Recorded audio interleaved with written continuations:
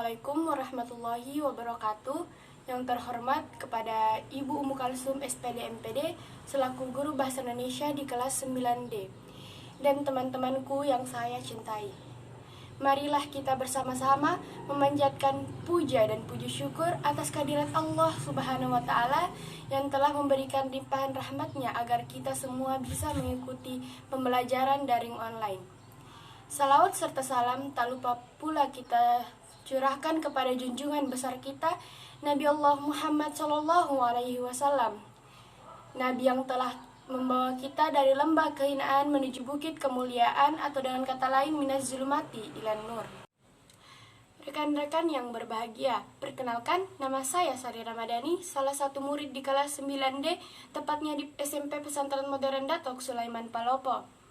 Video ini saya buat untuk memenuhi tugas bahasa Indonesia, yaitu membuat pidato persuasif.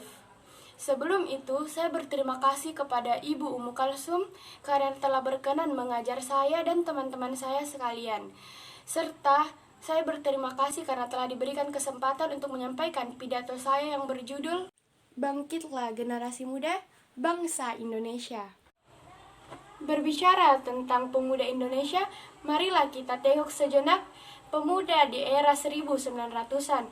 Pemuda saat itu adalah pelopor persatuan dalam simbol tanah air, kebangsaan, serta bahasa persatuan melalui Sumpah Pemuda. Generasi muda memiliki semangat tinggi untuk melakukan perubahan. Semangat itu muncul ketika melihat kejanggalan pada bumi pertiwi.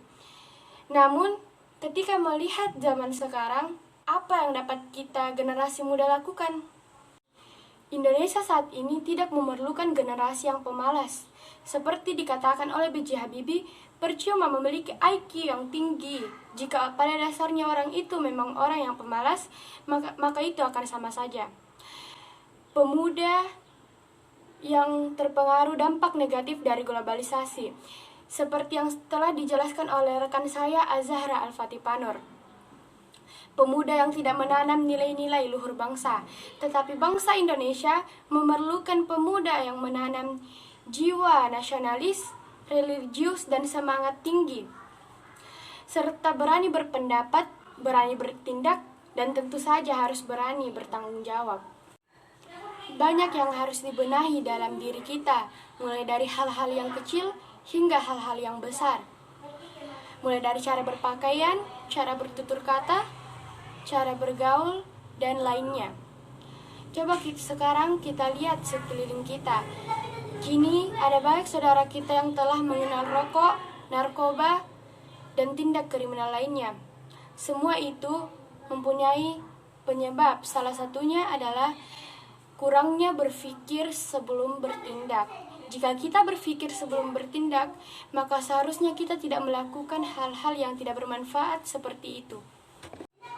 Ada banyak hal positif yang dapat kita lakukan. Salah satunya adalah mengembangkan potensi dalam diri kita. Seperti contoh, jika kita pandai di bidang seni, maka berkaryalah lewat coretan-coretan indah di atas kanvas. Jika kita pandai di bidang seni budaya, maka teruslah belajar seni budaya Indonesia. Jika kita pandai di bidang olahraga, maka teruslah berlatih hingga akhirnya suatu saat nanti kita dapat mengharumkan nama Indonesia di kancah internasional. Setiap orang memiliki potensi masing-masing, memiliki kekurangan dan kelebihan masing-masing, dan yang mengetahui potensi itu adalah diri kita sendiri.